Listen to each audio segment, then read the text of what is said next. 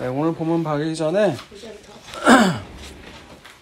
지난주에 안 나오신 분도 계셔가지고 제가 그림을 전체적으로 한번 보여드릴게요. 네, 방송에서는 안 나오죠. 네, 방송에서는 안 나오면 네, 안 나오시면 구글, 네이버 이미지로 보면 다 나와 있어요. 더 그래도 궁금하시면 우리 교회로 오세요. 많이 보여드릴게요. 자, 봅시다. 이게 성막의 설계도거든요. 제가 준비한 게 안 되네. 우와. 에? 됐다. 이게 이렇게 보여지는데 화면으로 안 보이네요. 네, 이쪽으로 가게 되시면 동서남북 방향이 다 있죠. 네, 동서남북 방향마다 다 뜻은 있어요. 이걸 또 설명하신 목사님도 있는데 싹 들어보니까 그렇게 썩 중요한 것 같지는 않고요. 네, 동쪽이 입구 쪽이에요. 입구 쪽으로 처음에 딱 들어가게 되면 제일 먼저 보이는 것이 번제단 혹은 이게 노수로 만들었다고 해서 노제단이라고 불러요. 여기에서 제물을 드리는 거죠. 양이나 소를. 피를 흘리고 다 태워드리는 거예요. 그 다음에 그 다음에 가게 되면 물두멍. 이것도 노수로 만들거든요. 다 노수로 만든 이유가 있어요. 노수로 만든 이유가 있는데 여기서 설명하려면 그것마저 시간 많이 걸려서 나중에 기회가 되면 이제 말씀드릴게요. 이 물두멍에서는 이제 물로 씻고 들어가는 거예요. 씻지 않고 들어가면 죽는 거예요. 다 이게 하나님 예수 그리스도의 사역이 어떤 것인지 예수님이 어떤 모습으로 오시는 것인지 다 예표하는 그림자이거든요. 이렇게 들어가게 되면 이제 성막이 성소와 지성소로 나뉘게 되죠. 그죠? 이 가운데는 휘장으로 가려져 있어요. 그래서 성소에 딱 들어가게 되면 왼쪽에는 등장대가 있고요. 오른쪽에는 떡상, 진설병 테이블이 있어요. 그리고 그 앞에는 분향단이 있어요. 이 분향단은 뭐 하는 곳이냐면 이 번제단에 있는 그 숯불을 가지고 이 분향 재료가 있거든요. 이 분향 재료를 같이 섞어서 이 분향단에서 향이 피워지는 거예요. 이 향이 이 지성소 안에 가득 채워져야 되는 거예요. 이 거룩한 지성소 안에. 이 지성소 안에 들어가게 되면 뭐가 있다고 했죠? 언약궤. 이 언약궤 안에 들어있는 것이 뭐라고 했죠? 만나와 아론의 쌍난 지팡이, 두 번째 돌판. 이 세 가지가 다 상징하는 것이 우리가 다 하나님을 배신한 증거들이 다 있다고 했어요. 궁금하시면 지난 설교 들어보세요. 네, 그 다음 그림 보여주세요. 이제 그림으로 보여줄 건데 이것이 바로 뭐예요? 이게 번제단이에요. 번제단. 다 운반 가능하게끔 이 막대기로 이용해서 채로 이용하게끔 다 쓰게 돼 있어요. 그 다음 그림이요. 네, 이거는 이제 번제단에서 실제로 이렇게 드려진다는 거예요. 네, 그 다음에요. 빨리빨리 넘겨주세요. 그 다음에 이제 물두멍이에요. 이게 물두멍인데, 손발을 씻는 거고요. 각종 기구들을 이 물두멍에 있는 물로 씻어야 되는 거예요. 다른 물로 씻으면 안 되는 거예요. 네, 그 다음. 어제 지난주에 한 거예요. 성막의 덮개.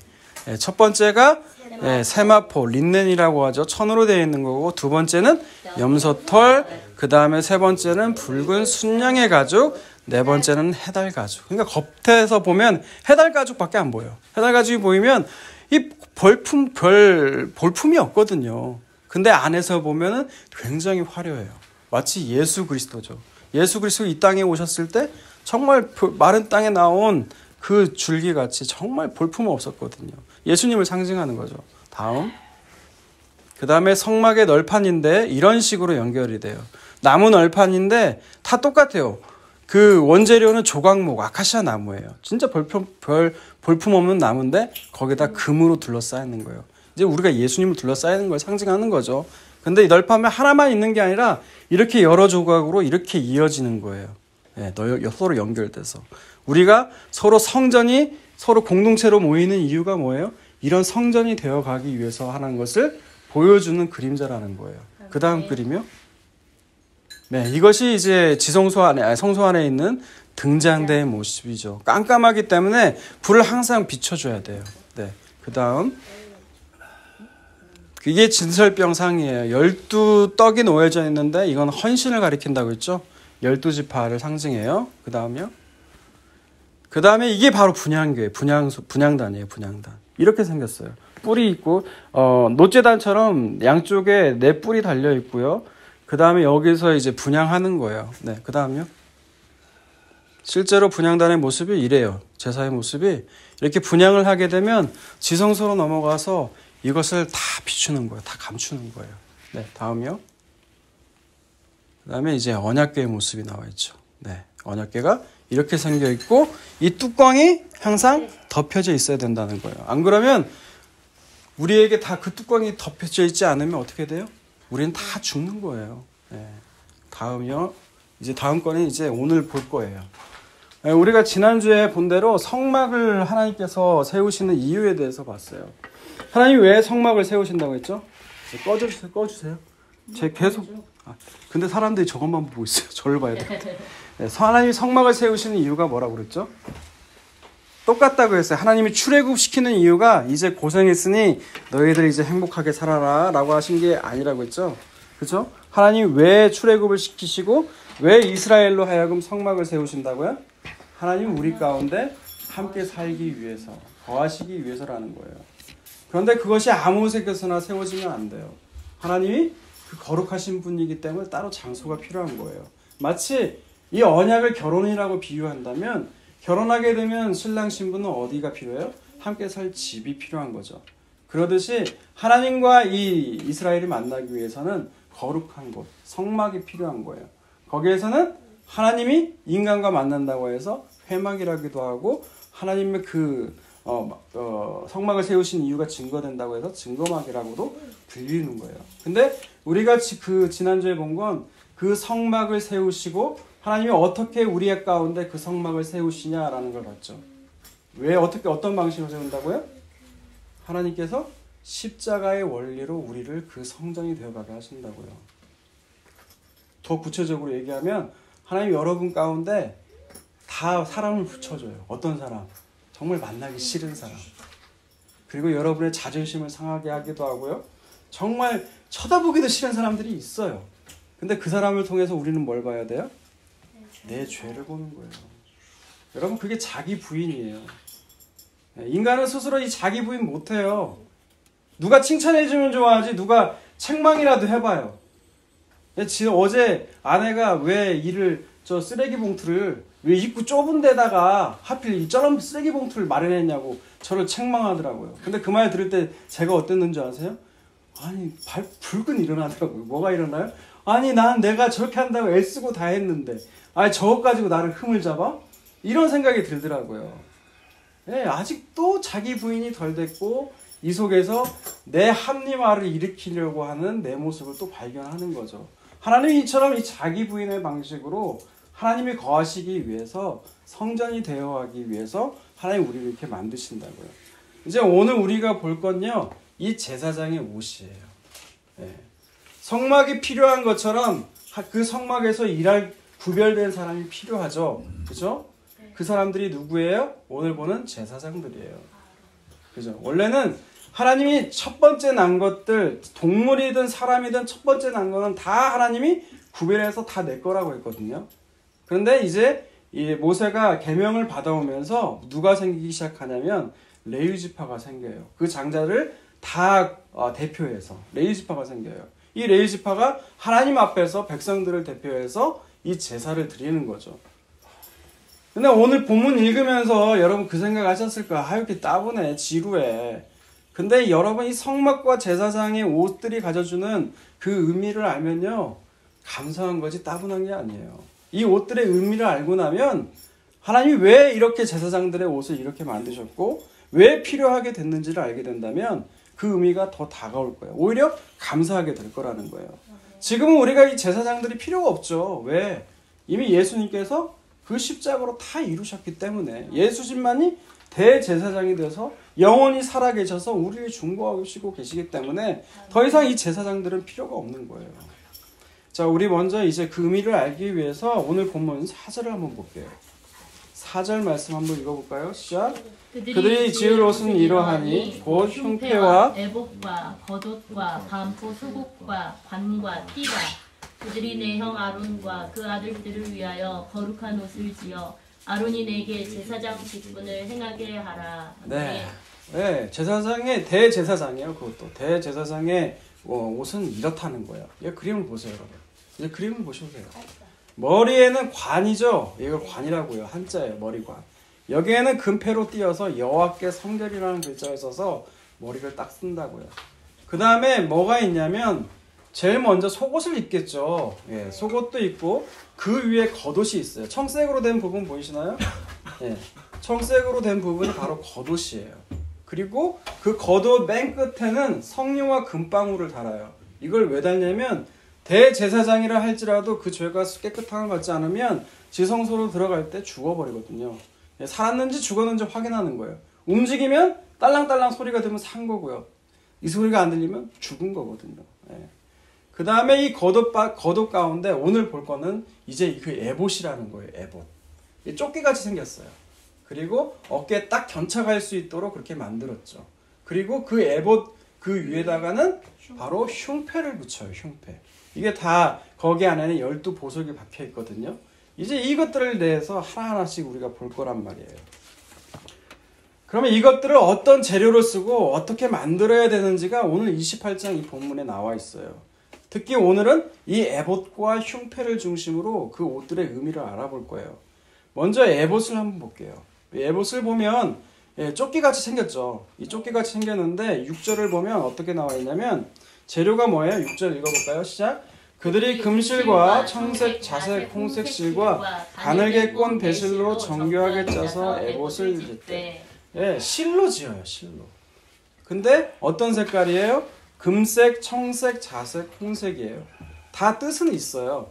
뭐 금색은 영원하신 그 하나님을 상징하는 색깔이고요. 청색은 하늘을 상징하는 거고요. 그 다음 자색은 왕을 왕들이 자색 옷 많이 입잖아요. 그래서 제가 자색 옷을 좋아하나 봐요. 그리고 홍색은 뭐예요? 예수 그리스도의 그 보혈, 피를 상징하는 거죠. 이렇게 네 가지를 섞어서 그림과 같이 제사장의 옷을 만들어요. 에봇을 만들 때. 참 이쁘고 아름답죠. 그리고 7절에 보면 여기서 중요한 게 나오는데 어깨 바지를 만듭니다. 근데 어깨 바지 위에 2개를 달아요. 뭘 다냐면 호마노로 2개를 거기다 다는 거예요. 예. 그 호마노에는 또 뭐가 있어요? 나이 순서대로 12지파의 이름이 다 적혀 있는 거예요. 그 의미가 뭐냐? 제사장 어깨 위에 12지파를 올려놓고 항상 가는 거예요. 그죠? 이 대제사장이 속죄제를 드릴 때 이 에봇을 입고 호마노에 박힌 그 12지파를 어깨에 메고 들어가면 이스라엘 전체가 다 그 제사 가운데 참여하는 것이 된다는 거예요. 그래서 이 한 제사장이 제대로 그 속죄일날 속죄를 이루어지게 되면 한 명이 제대로 성공하게 되면 어떻게 돼요? 이스라엘 백성 전체가 다 속죄함을 얻는 그런 효과를 누리게 되는 거예요. 그렇지 않으면 전체가 다 죽는 거죠. 이만큼 대제사장의 역할은 정말 중요했어요. 그래서 이 옷이 상징하는 바가 그랬단 말이에요. 그런데 실제로 이 이스라엘 역사 가운데 제사를 잘못 드린 경우가 있었을까요? 없었을까요? 있었어요. 그게 레위기서에 나와요. 레위기서 한번 보세요. 레위기서 10장을 볼게요. 사실 이 출애굽기 지금 성막과 그 기구와 제사장 옷을 보면 레위기와 같이 읽으면 참 좋거든요. 레위기 10장을 한번 보시고요. 레위기 10장 1절과 2절을 읽어볼게요. 시작. 아론의 아들 나답과 아비후가 각기 향로를 가져다가 여호와께서 명령하시지 아니한 다른 불을 담아 여호와 앞에 분향하였더니 불이 여호와 앞에서 나와 그들을 삼키매 그들이 여호와 앞에서 죽은지라. 예. 아론의 아들이 4명이 있었어요. 이 첫째와 둘째가 나답과 아비후였거든요. 얘네들이 아까 우리가 성막의 기구 중에 분향단을 봤잖아요. 바로 지성소 앞에 휘장 앞에 있는 거. 이 분향단에 다른 불을 갖고 온 거예요. 이 다른 불이라는 뜻이 원어로 하면 이방에 속한 이란 거예요. 이방의 불. 그러니까 하나님께서 명령하신 그 분향단의 그 분향이에요. 분향 재료들이 있잖아요. 이걸 찾아보지는 않을 건데 출애굽기 30장 34절에서 38절까지 이 분향 재료들이 나와요. 근데 이 향이 어떤지 이게 궁금하잖아요, 사실. 그런데 그 38절에 보면 일반 사람들이, 제사장이 아닌 사람들이 이거를 만약 만들고 냄새를 맡게 되면 죽는다고 나와 있어요. 예. 그래서 이 분향단의 이 분향은 노제단에 담겨진 그 추출 가지고 이 분향의 재료들을 만들어서 그 불을 분향단에서 피워야 되는 거예요. 그렇게 하지 않으면 어떻게 돼요? 죽는 거죠. 그래서 나답과 아비후가 이 불이 나와서 그들을 삼켜버리는 거예요.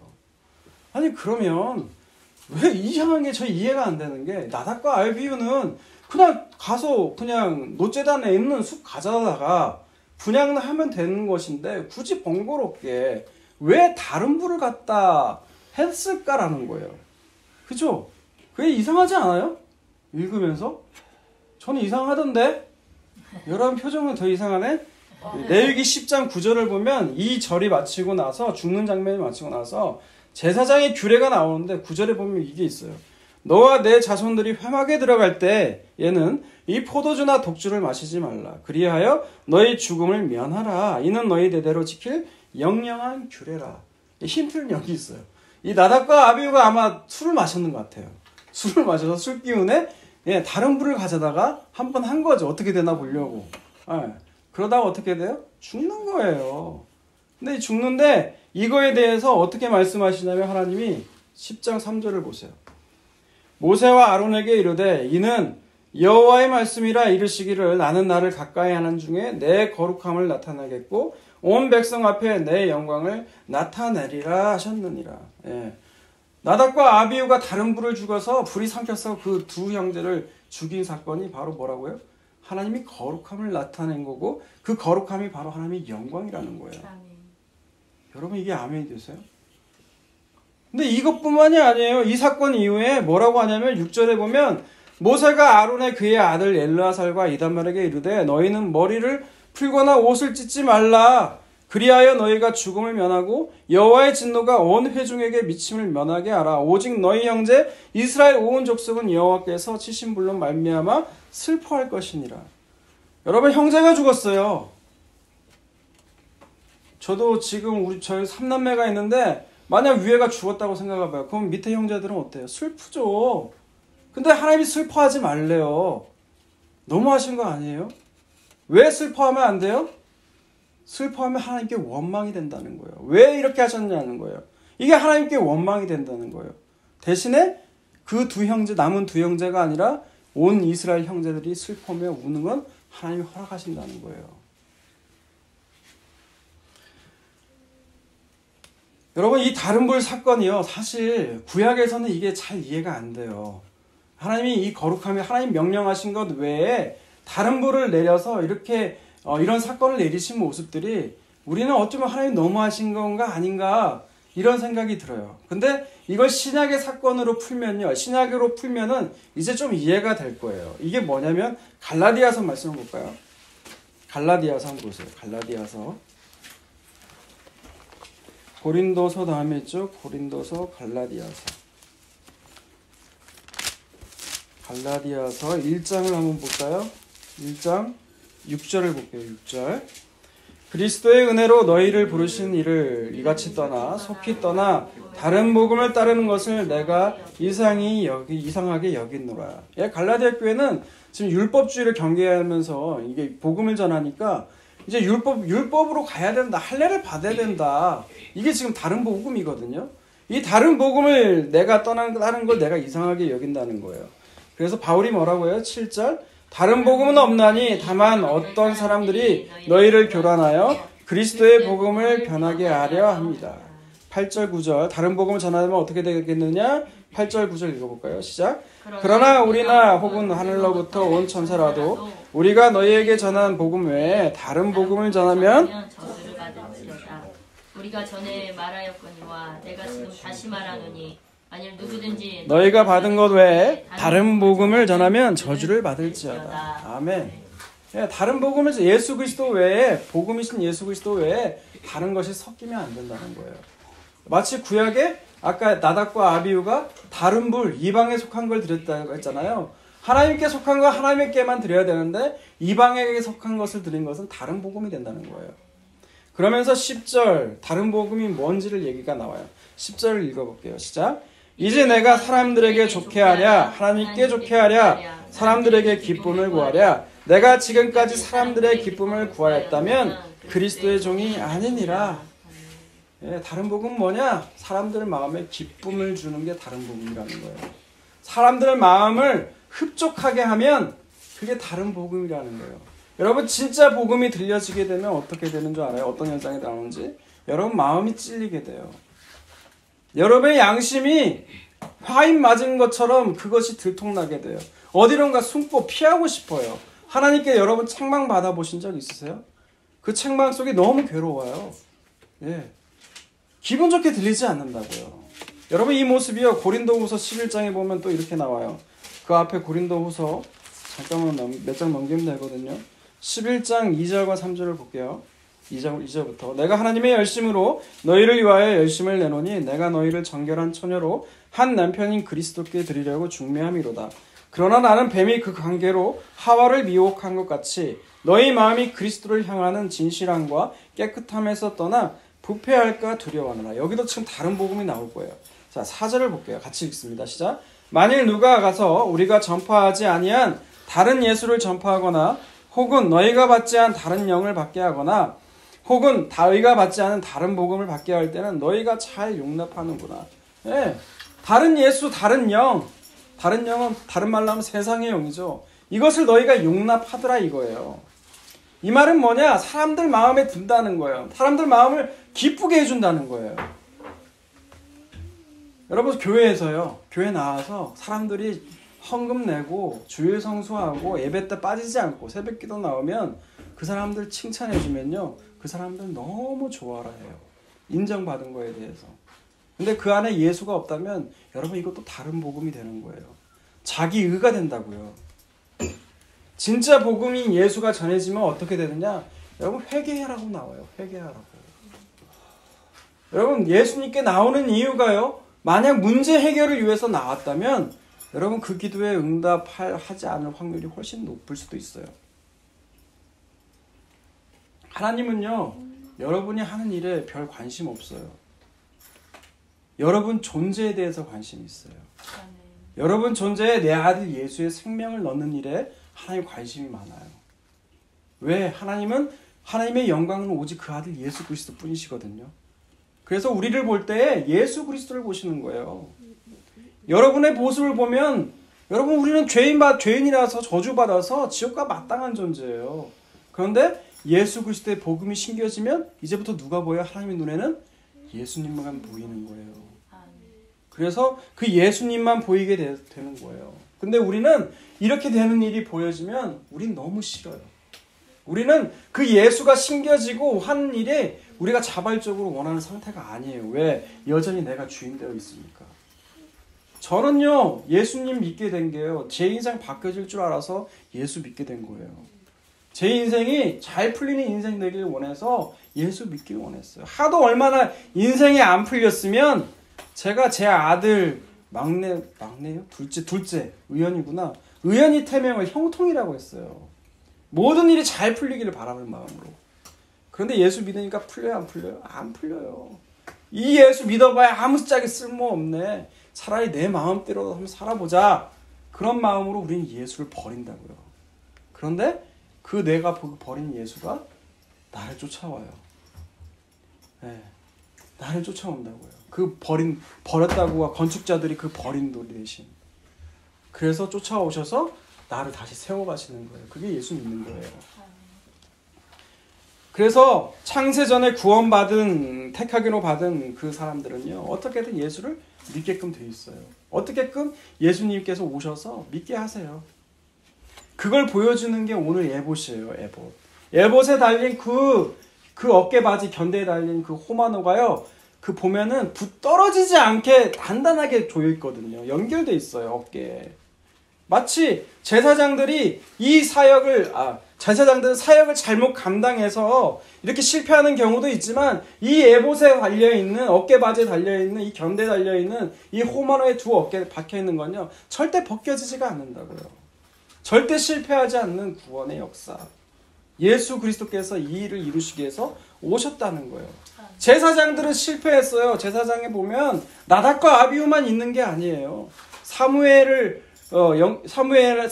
그 시대에 있었던 그 제사장 이름이 뭐죠? 갑자기 생각이 안 나네. 사무엘과 그 뚱뚱하고 알죠? 그 제사장. 알죠. 알면 되지. 엘리 제사장. 야, 역시 성경을 쓰시니까 이름을 정확하게 기억하세요. 엘리 제사장. 네, 엘리 제사장. 그 제사장 보세요. 그게 제사장의 모습이에요. 연약해요. 그 제사장들은 오래오래 못 살아요. 죽으면 다른 제사장이 이어야 되는 그 한계가 있는 제사장이라고요. 그런데 우리 영원하신 대제사장인 예수님은 그 연약함이 없으신 온전한 대제사장이시잖아요. 실수도 없으시고 그 에봇의 어깨에 박힌 그 연결한 그 호마나에 박힌 그 이름처럼 우리의 이름을 적힌 그 어깨에 박힌 어깨 견대에 달린 그분이 예수님이 끌어안으시고 우리를 위해서 계속해서 기도하시는 거라고요. 여러분 그것을 제사장의 옷에서 여러분 봐야 되는 거예요. 자, 그 다음에 우리가 볼 건요 흉패예요. 이걸 또 한 번 읽자고 그러면 여러분 시험 들 것 같아가지고 제가 그냥 말로만 설명드릴게요. 이 흉패는 뭐냐? 에봇 위에다가 저렇게 보이시죠? 12가지 보석이 3열씩 4줄로 12지파를 상징한다고 했어요. 그리고 양쪽 끝에다가 줄을 매달아가지고 이 에봇에 단단히 부착되도록 만들어져요. 그죠? 거기에 29절에 보면 28절에 보면 에봇에 붙여 떨어지지 않게 했다고 했잖아요. 그죠? 에봇에 받친 그 두 견대처럼 떨어지지 않게 해요. 그리고 29절에 보면 여호와 앞에 영원한 기념이 될 것이라고 얘기가 나온다고요. 여러분 기념이라는 거는 전리품이라는 뜻이에요. 전리품. 전쟁에서 이기어서 승리해서 얻은 내 백성들이라는 거예요. 하나님이 애굽 땅 가운데 이스라엘을 내기 위해서 10가지 재앙과 장자의 죽음과 또 홍해를 갈라지게 하시고 또 만나와 광야 가운데 물을 먹으시잖아요. 그 전리품이 된 그 이스라엘을 하나님이 대제사장의 옷으로 하여금 상징하는 거예요. 그걸 꽉 끌어안고 가시는 거라는 거죠. 오늘날은 예수님께서 그 자기 피로 사신 자신의 그 백성들이 오늘날은 그 기념물이 된 거예요. 우리가 하나님의 기념물이 된 거예요. 이들은 제사장의 에봇에 붙여있는 그 흉패와 그 견대처럼 예수 그리스도 안에 있는 거라는 거예요. 그것이 바로 성도예요. 그렇게 구원받은 성도는요, 이제 이 세상을 바라보지 않게 돼요. 갈라디아서의 말씀처럼 내가 십자가에 못 박혀보니 이 세상이 이제 죽은 것 같이 보이는 거예요. 세상 사람들이 나를 보니까 저 등신같이 사네. 저렇게 왜 사냐? 죽은 사람처럼 보인다는 거예요. 그게 바로 예수 그리스도를 만난 사람의 모습이라는 거예요. 그런 사람들은 이 땅을 어떻게 살아요? 외국인과 나그네처럼 살아요. 이 땅에 있는 외국인들이 어떻게 살아요? 막 자랑하며 사나요? 언젠간 돌아갈 그 고향을 그리워하며 살잖아요. 나그네처럼 살잖아요. 이들은 더 나은 그 본향을 사모하며 살아가는 거예요. 그러면 주님은 이들을 에봇에 놓인 그 어깨바지의 견대처럼 그 흉패, 가슴에 있는 흉패처럼 꼭 붙들고 있다는 사실이에요. 놓치지 않고 이들을 끝까지 하나님 나라로 데려가시는 거예요. 여러분 그래서 우리 구원이 완전하다는 거예요. 왜? 하나님이 하신 것이니까. 여러분 우리 꼬라지 보지 마요. 그거는 하나님이 네 실체가 어떤 건지 드러나게 하시는 거예요. 그러면 그럴 때마다 우리는 어떻게 해야 돼요? 감사하며 기뻐하셔야 되는 거예요. 내 모습이 이러지만 나는 이렇지만 하나님이 나를 그렇게 가슴에 끌어안고 지금도 가시는구나. 나를 용납하시는구나. 그 십자가의 그 예수 그리스도께서 이런 나를 위해 죽으셨구나. 그 사실을 여러분 알게 되면요. 기쁜 거예요. 그리고 더 이상 그 미워하고 싫어하는 사람 정죄하지 않게 돼요. 여러분 그거같이 기쁜 게 어디 있어요? 안 그래요? 여러분 안 그런지 몰라도 전 그게 이제 기쁨으로 다가오더라고요.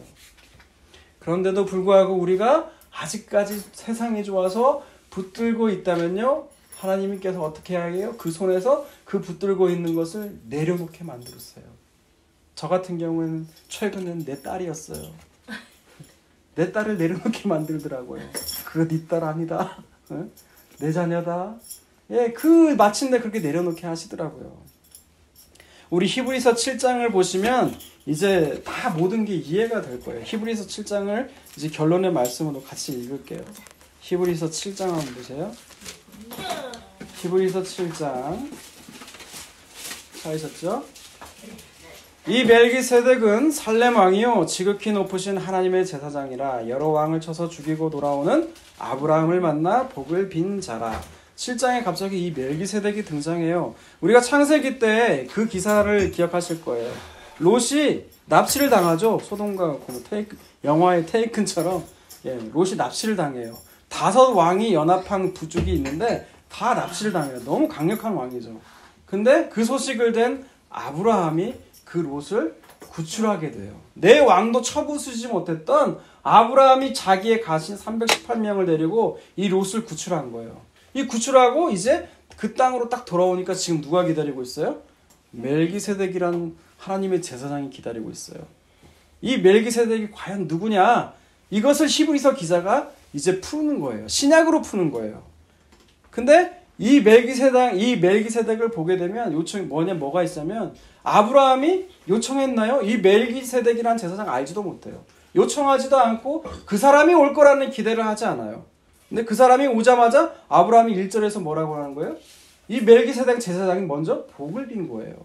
그럼 과연 그 복은 뭐냐? 앞절에 1절에 나왔죠. 그 복이 뭐예요?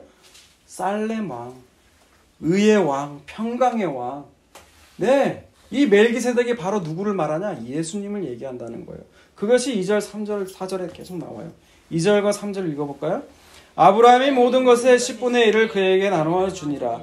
그 이름을 해석하면 먼저는 의의 왕이요, 그 다음은 살렘 왕이니 평강의 왕이요, 아버지도 없고 어머니도 없고 족보도 없고 시작한 날도 없고 생명의 끝도 없어 하나님의 아들과 닮아서 항상 제사장으로 있느니라. 아멘. 그게 누구라고요? 예수 그리스도라는 거예요. 의의 왕, 평강의 왕. 예, 그분을 지금 아브라함이 이미 만났다는 거예요. 예. 그러면서 뭐를 했어요? 11조를 드렸죠. 근데 순서를 보세요. 복을 누가 먼저 빌어줘요? 1절에서 멜기세덱이 복을 빌어줘요. 그쵸? 그리고 아브라함이 11조를 드리는 거예요. 11조를 드려서 멜기세덱이 복을 빌어준 게 아니라 먼저 오셔서 복을 빌어준 거예요. 그 복이 뭐라고요? 의와 평강이라고요. 근데 이때 창세기 14장에 보면 그 멜기세덱이 준비한 게 뭐였어요? 들고 나온 게 떡과 포도주였잖아요. 그죠? 그게 뭘 상징한다고요? 예수님의 살과 피라는 거예요. 예수님의 살과 피를 먼저 먹은 자가 누구라고요? 우리 믿음의 조상 아브라함이라는 거예요. 그래서 우리는 아브라함을 믿음의 조상이라고 하는 거예요. 이미 아브라함도 예수 그리스도를 이미 봤다는 거예요. 멜기세덱을 통하여서. 여러분 표정이 놀랍지가 않아요. 이 뼈좀 놀라우는데. 4절 보세요. 그럼 이 사람이 얼마나 높은가를 생각해보라. 조상 아브라함도 노량물 중 10분의 1을 그에게 주었느니라. 낮은 자가 높은 자에게 드리는 거지 높은 자가 낮은 자에게 주는 게 아니잖아요. 그죠? 이 아브라함이 얼마나 높은 자인지를 보라는 것을 10절까지 이렇게 설명해요. 5절부터 10절 읽어봅시다. 시작. 레위의 아들들 가운데 제사장의 직분을 받은 자들은 율법을 따라 아브라함의 허리에서 난 자라도 자기 형제인 백성에게서 10분의 1을 취하라는 명령을 받았으나 레위 족보에 들지 아니한 멜기세덱은 아브라함에게서 10분의 1을 취하고 약속받은 그를 위하여 복을 빌었나니 논란의 여지 없이 낮은 자가 높은 자에게서 축복을 받느니라. 또 저기는 죽은 자들이 10분의 1을 받으나 저기는 산다고 증거를 얻은 자가 받았느니라. 또한 10분의 1을 받는 레위도 아브라함으로 말미암아 10분의 1을 바쳤다고 할 수 있나니 이는 멜기세덱이 아브라함을 만날 때 레위는 이미 자기 조상에 있었습니다. 10절까지 내용이 뭐냐면 레위 지파가 10분의 11조를 받는 것과는 차원이 다르다는 거예요. 왜? 레위 지파도 그때는 어디에 있었어요? 아브라함의 허리에 있었다는 거예요. 허리에 있었다는 건 생식기 아래에 있었다는 거예요. 그러니까 아브라함 안에서 레위 지파도 같이 누구에게 드렸다? 멜기세덱의 11조를 이미 드렸다. 이에 강조하는 게 뭐예요? 훨씬 더 높으신 분이 누구다? 멜기세덱으로 대표되는 예수 그리스도라는 것을 보여주는 얘기예요. 그래서 11절부터 읽어볼게요. 11절부터. 레위 계통의 제사 직분으로 말미암아 온전함을 얻을 수 있었으면 백성이 그 아래에서 율법을 받았으니 어찌하여 아론의 반차를 따르지 않고 세울 필요가 있느냐. 11절부터 내용은 어떤 거냐면 왜 예수께서 레위 지파로서 오는 제사장이 되면 너무 간단하잖아요. 그 유대인들이 레위 지파로 예수님께서 오셨으면 대제사장인 예수 그리스도를 받아들였을 거란 말이에요. 실례로 요한에 대해서는 함부로 까불지 않았어요. 바리새인들이. 왜? 레위 지파니까 까불지가 않았다고요. 근데 예수는 뭐예요? 비천한 목수의 아들 유다 지파의 사람이란 말이에요. 그러니 깔봤어요. 그가 하는 말들을. 근데 왜 예수님께서는 레위 지파가 아니라 유다 지파에서 오셨는가를 얘기를 하고 있는 거예요. 뭐라고 나와 있어요?